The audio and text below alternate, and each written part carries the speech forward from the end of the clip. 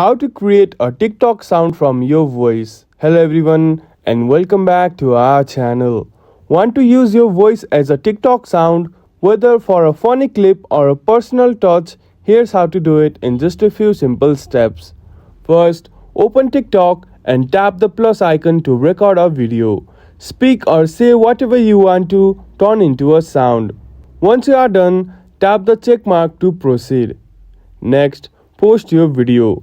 Edit your video as needed, then tap next and publish it to your profile. Make sure your account is public so others can access your sound. Next, once your video is live, tap on the spinning record icon at the bottom right corner of this post. This will take you to the sound page where your voice is now a TikTok sound. Now, rename your sound. If you want to rename your sound, use the Edit Sound Name option on the sound page. This helps make it easier for others to find and use. Now, you or others can use your voice as a sound in TikTok videos. Just use this sound and start creating. And that's it. Turn your voice into the next viral TikTok sound.